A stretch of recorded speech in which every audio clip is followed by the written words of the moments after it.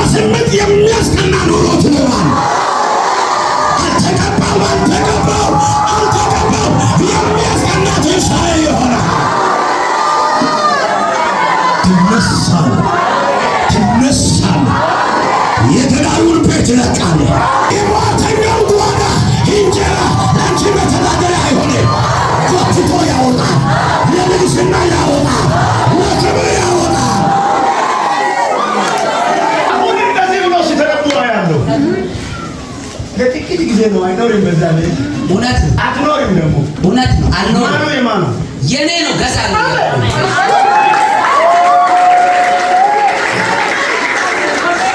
ማኑ ያንተ ነው። አሜን። ለክብር ጊዜ አሜን። ደግሞ በዚህ ከተማ ውስጥ በጥቂት ሲፈልጉ ያለው እውነት ነው። ሊያስከስሩ አዎ፣ ሊያዋርዱ እውነት ምግብ ስትበላ ተጠንቀቅ።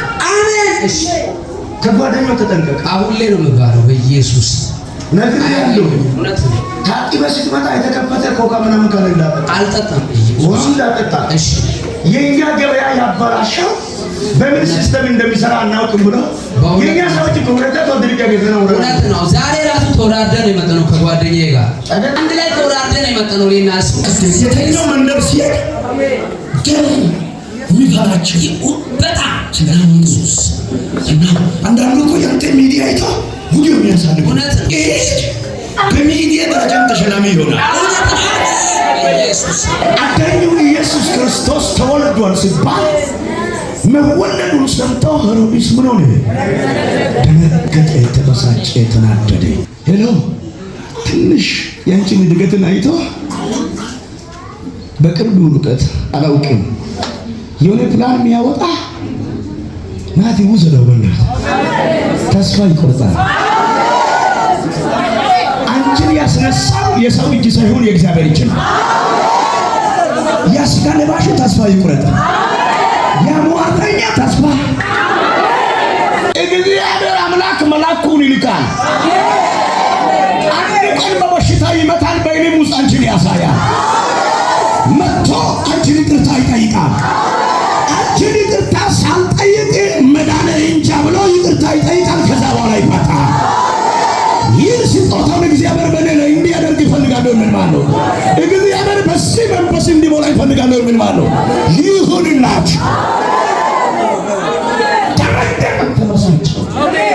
ኢየሱስ ወዳለበት ቦታ ሰባ ሰገሎች ከደረሱ በኋላ ቅድም መንገድ ላይ እናንተን ያናገረው ገዳዩ ነው አለ።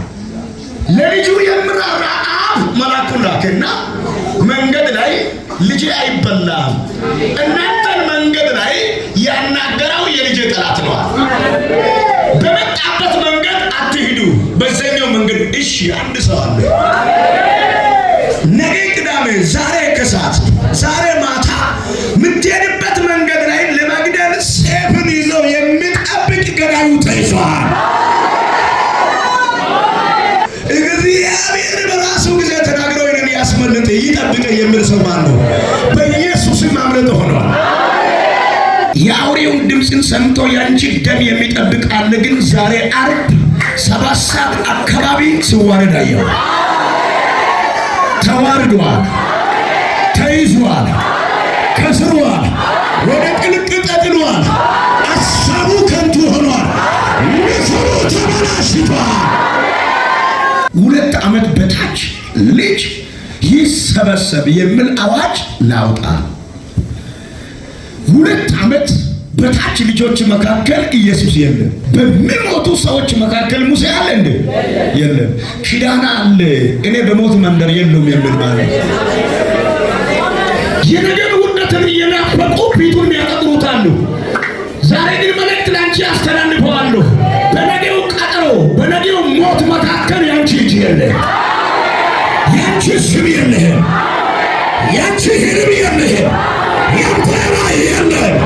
አንድ ሰው አፍን በልቶ የለው መልመና